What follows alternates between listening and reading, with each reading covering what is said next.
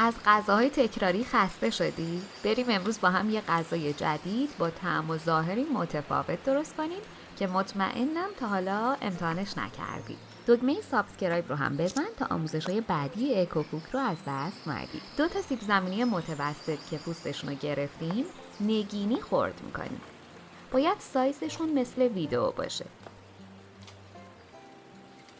توی یه کاسه بزرگ می‌ریزیمشون.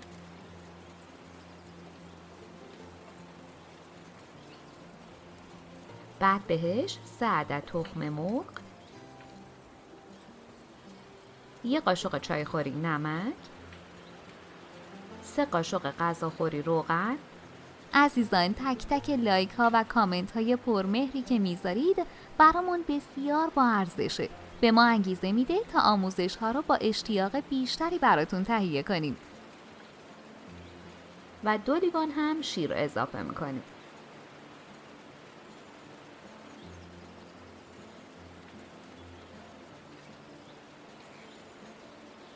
با گوشتکوب برقی میزنید تا کاملا یه دست بشه.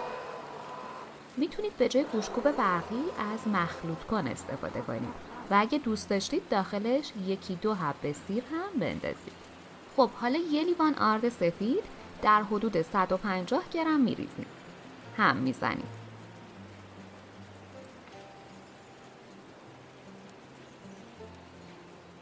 سه قاشق غذاخوری شوید تازه خرد شده هم میریزیم. هم میزنیم تا یه دست شه و در نهایت باید یه مایه شل و روون داشته باشیم. این مایه با گذشت زمان کمی سفت‌تر هم میشه. ممنون میشم اگه هنوز عضو کانالمون نشدی دکمه سابسکرایب رو بزنی تا آموزش‌های بعدیمون رو از دست ندی.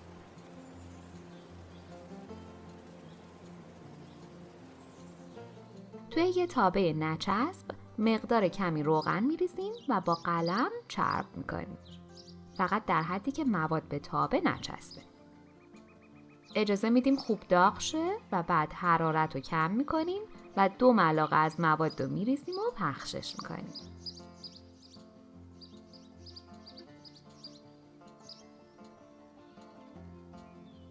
اجازه میدیم یه طرفش کامل بگیره و کمی طلایی بشه و از تابه جدا شه. بعد برمیگردونیم تا سمت دیگه هم پخته بشه.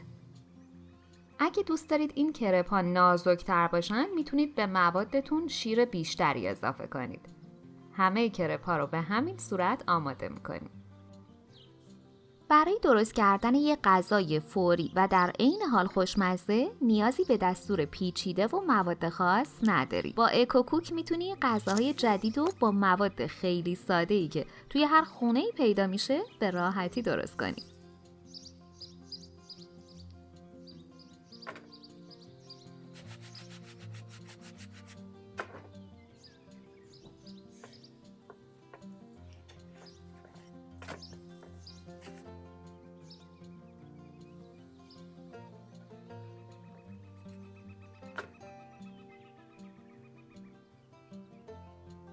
حالا میریم سراغ مواد میانی که میتونه هر چیزی که دوست دارید باشه.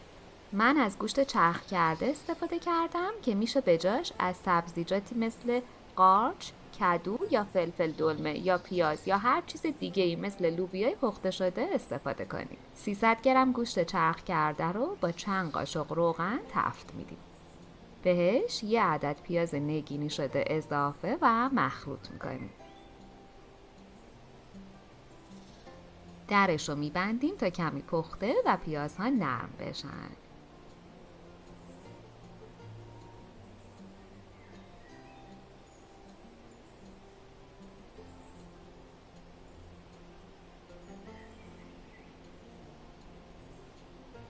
حالا 1 عدد فلفل دلمه نگینی خرد شده رو اضافه میکنیم.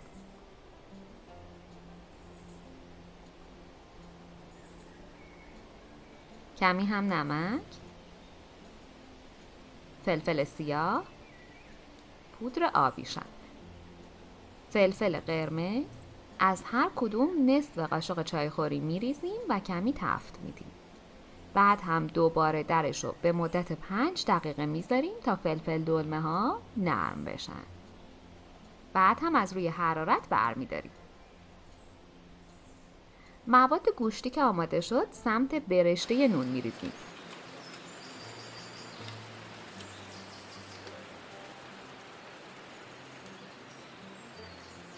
و مثل فیلم بقچه می‌کنیم. میتونید حین پخت داخل مواد گوشتی 1-2 قاشق هم رب گوجه تفت بدید و یا حتی بار آخر که درب تابه رو میخواید بذارید بهش پنیر پیتزا اضافه کنید که خیلی هم لذیذ میشه. این غذا فوق‌العاده خوشمزه و کم روغنه و نیازی به فر هم نداره. اگه دوست داشته باشید میتونید دوباره توی روغن یا کره سرخشون کنید که ترد بشن.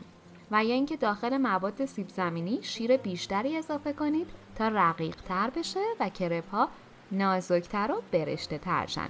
با هر سسی که دوست دارید سرو کنید و یا موقع پیچیدن لقمه ها سس رو کنار مواد گوشتی بریزید.